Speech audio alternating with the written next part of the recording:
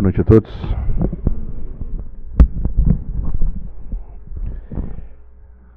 professor Renato estava falando sobre viver o verdadeiro evangelho, ensinar o verdadeiro evangelho. A primeira pergunta que eu faço dessa disciplina é: o que é evangelho? Quem é meu aluno de evangelismo discipulado sabe que se evangelismo é levar o evangelho, o que é o evangelho? Eu vou levar o quê? E depois a gente vai falar sobre discipulado. Tinha duas disciplinas que eu poderia abordar hebraico, ou evangelismo discipulado. Essa semana eu decidi ficar com evangelismo discipulado, explicando que algum tempo atrás nós tivemos uma outra semana que falou de igreja, e aí eu falei lá do Carral, falei da eclésia, que são as palavras que tanto no Antigo como no Novo Testamento dizem respeito ao ajuntamento da congregação.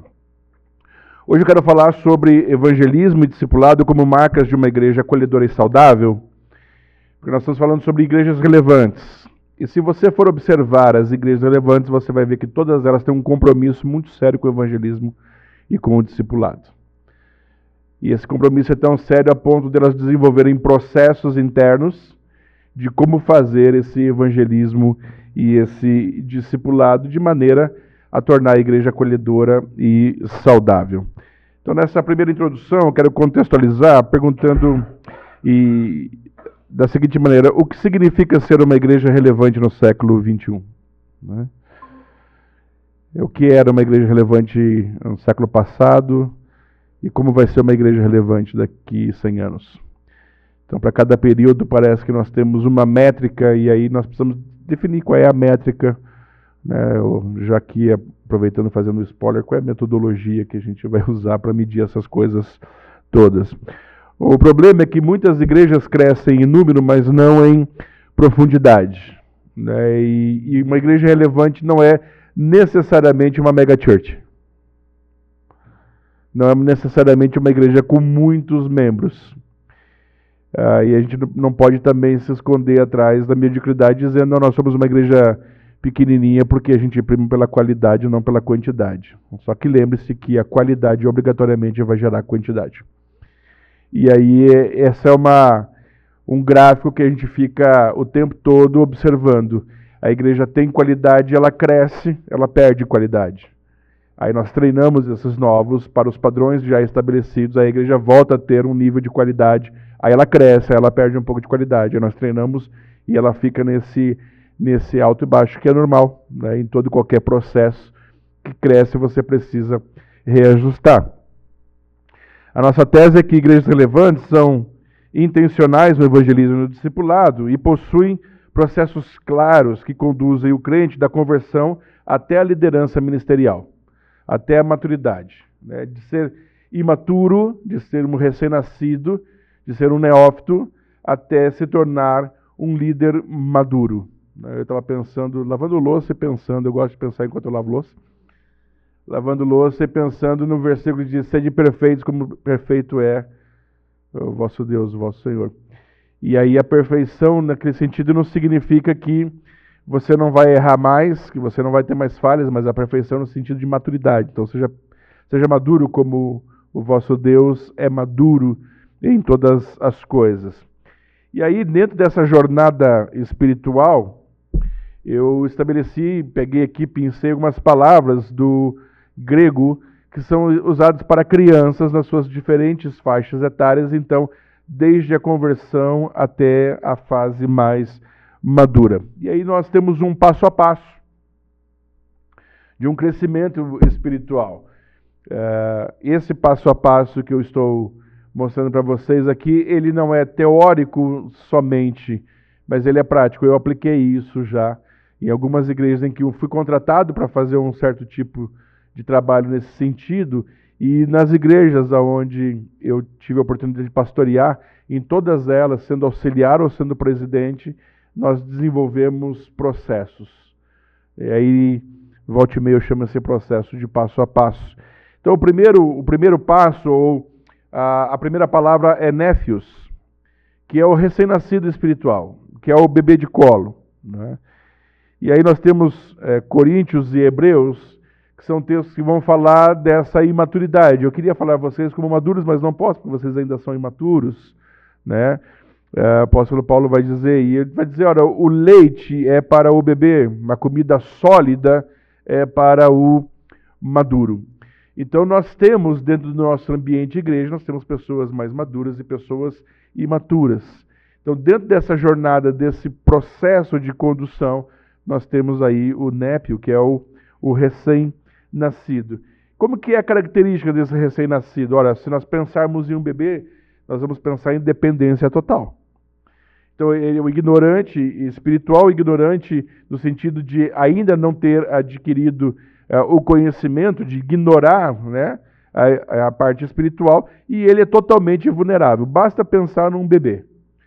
Então, o que acontece muitas vezes, e a nossa crítica, o que nós temos discutido no primeiro ano em evangelismo e discipulado, é que nós fazemos um grande esforço para ganhar, e depois que nós ganhamos a pessoa, nós soltamos no meio das ovelhas, eu digo não era lobo, né, no meio das ovelhas, e aí dizemos para esse novo convertido agora, sobreviva, queremos ver. Né? Se vira aí no meio agora, aprenda como é que funcionam as coisas e na verdade nós precisamos ter um processo de condução, de cuidado, porque ele é um recém-nascido. Eu não posso deixar um recém-nascido abandonado, eu preciso ajudá-lo, eu preciso encaminhar ele nos processos, como nós vimos na aula passada, Elias com Eliseu lá em Gilgal, né, no processo de santidade. Então, nesse processo de limpeza de fralda, nesse processo, né, de passos iniciais. A segunda palavrinha é paidon, que é a criança pequena. Então, paidon, nós temos ali Marcos 10, 13 e 16, e a característica dessa faixa, dessa fase, é a curiosidade. Então, é o aprendizado inicial, formação de identidade, mas é aquela fase onde tudo que pega leva na boca. Não tem muito filtro. Então, assim como ele come a comida da igreja, ele está se alimentando na internet, ele está se alimentando de um outro lá na televisão, e ele não sabe muito bem discernir uma coisa, então ele vai comendo de tudo, e às vezes tem uma intoxicação teológica alimentar, né? Ele comeu demais, ele ouviu demais, então, porque ele está curioso, ele está na fase da curiosidade, ele está tentando, né? Ele está sendo desenvolvido. Então nós precisamos sair dessa fase para outra, mas nós precisamos ter um processo de cuidado. Qual é a ação da igreja com relação a essa pessoa? É o discipulado inicial, é o ensino sistemático integrado em grupos, né? A ação inicial, né, voltando ali no Néfios, evangelismo eficaz, acolhimento caloroso e ensino básico da fé. Aqui agora a gente já começa a sair do básico, a gente começa a avançar para um discipulado inicial. Então não basta simplesmente ganhar a pessoa, agora você precisa cuidar. Então quando nós desenvolvemos sistemas de cuidado, nós desenvolvemos pessoas para cuidar, ou desenvolvemos a mentalidade de que aquele que ganha é o que cuida, a gente entra naquela frase, toma que o filho é seu, né? Você que gerou, agora você cuida. Né? Porque se nós não fizermos isso, alguém vai cuidar. Então às vezes a gente vai reclamando, minha igreja não cresce, saiu da minha igreja. Mas por quê? Vamos analisar os nossos processos, as nossas condutas. Né? Eu cansei no ministério de cuidar do filho dos outros. Não fui eu que ganhei, mas foi eu que cuidei. E assim, a minha mentalidade de cuidado, muitas vezes chegava a determinado ponto que era de devolver, né? Tanto que alguns pastores me ligaram e quiseram me conhecer, porque falaram assim, eu já vi roubar a ovelha, devolver eu nunca vi, né? Mas chegou um determinado momento e falei assim, agora você volta, né? Volta lá. E aí devolvia a ovelha, outras ficaram comigo. Mas por quê? Porque a gente precisa ter essa integração. E aí uma das marcas de igrejas relevantes são igrejas que trabalham com grupos pequenos, células, você pode chamar como você quiser. Porque é muito mais fácil de você levar à maturidade. É difícil, por exemplo, para nós que somos pastores, estar no púlpito no domingo e observar todo mundo que veio e que não veio. É muito difícil.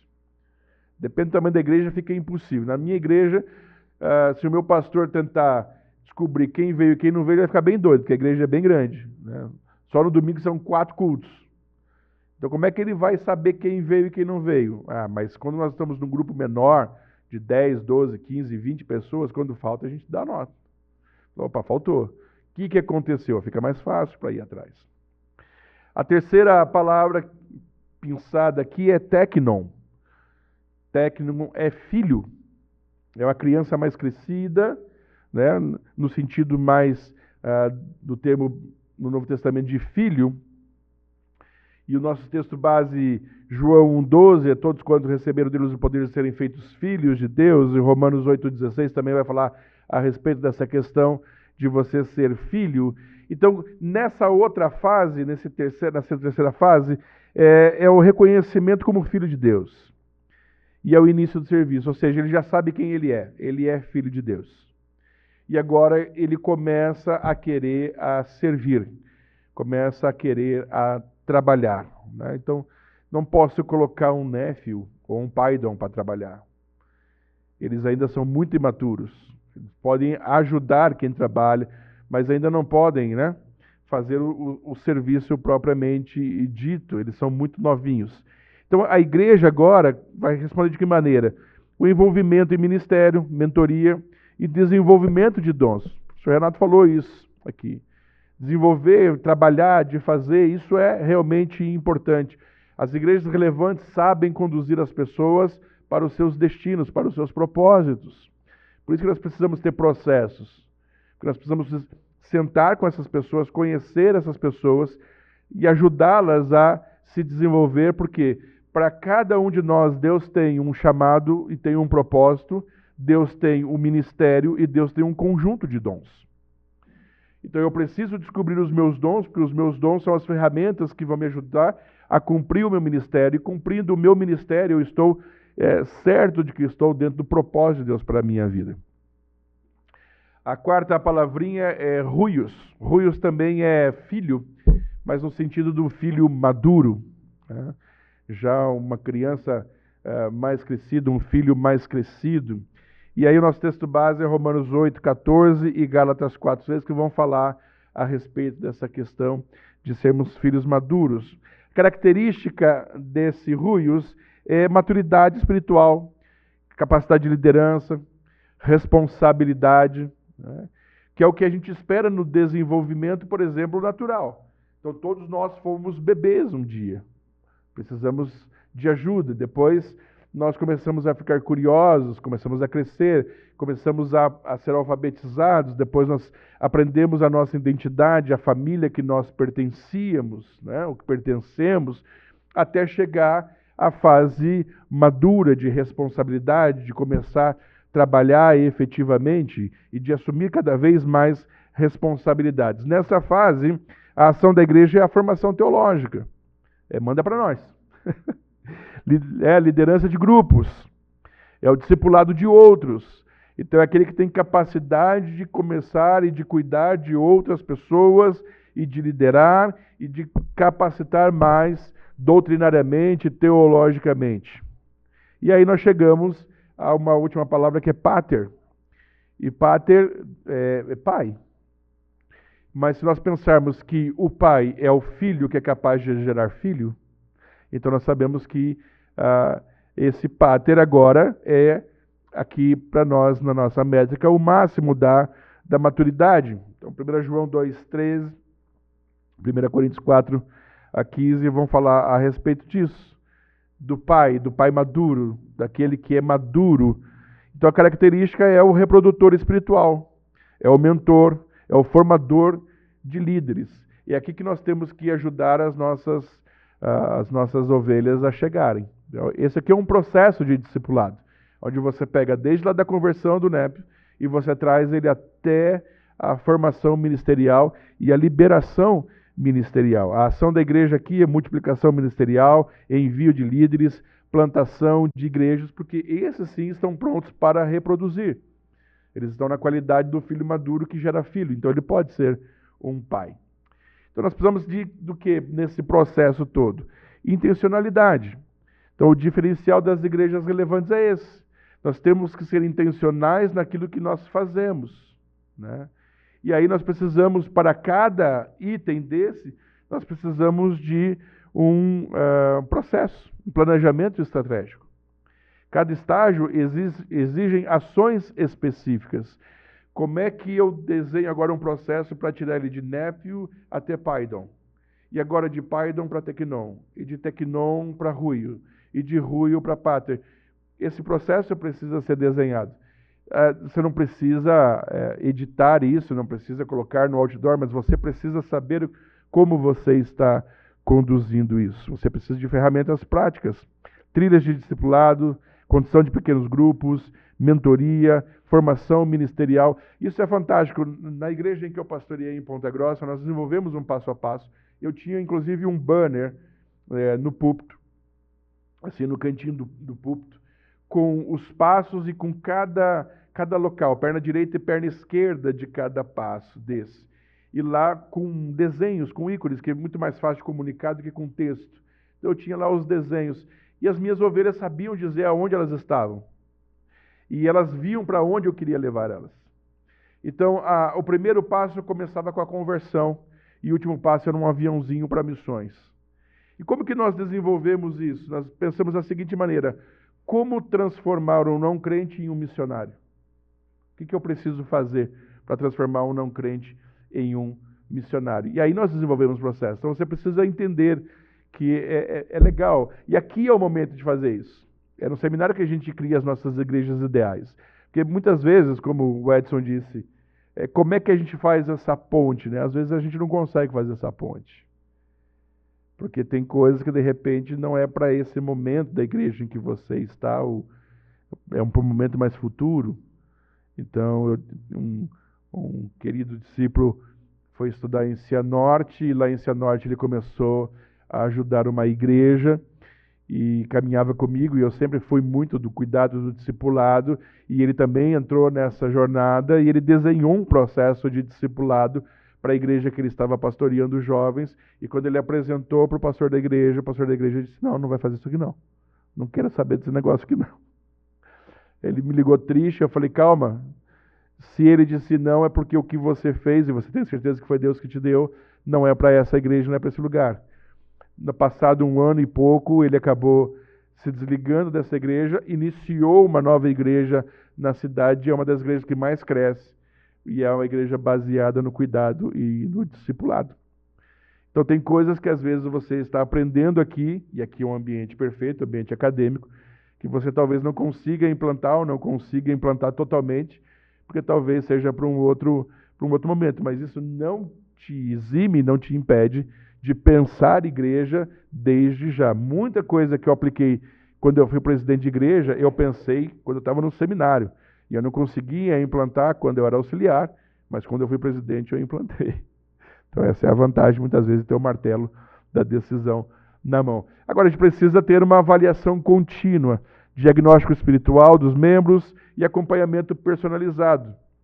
E talvez aqui seja o desafio de nós termos tantos aplicativos para tantas coisas, tantos sistemas para tantas coisas. Por que nós não temos um aplicativo ou um sistema que faça esse tipo de condução e de gerenciamento mais profundo e mais pesado dos membros da igreja, para que a gente possa ajudar nessa condução? Então, o ciclo do discipulado que eu desenhei é mais ou menos isso. O evangelismo traz os néfios, o discipulado transforma o néfios em pater, o pater evangeliza e discipula outros, e aí você tem o ciclo novamente, né? Então, o crescimento saudável e a multiplicação é resultado desse processo. Algumas aplicações práticas para você que é líder. Como identificar o estágio espiritual dos membros da sua igreja? Para nós que estamos nas igrejas, como montar um plano de crescimento espiritual? E para todos nós, como evitar a estagnação e promover a maturidade? Concluindo, em resumo, igrejas relevantes são intencionais, estratégicas e bíblicas. O desafio: em que estágio você está? Como pode ajudar outras pessoas a crescer? Um convite: seja parte de uma igreja que forma discípulos e líderes. E é preciso permanecer para multiplicar. Carlito Paz. Obrigado.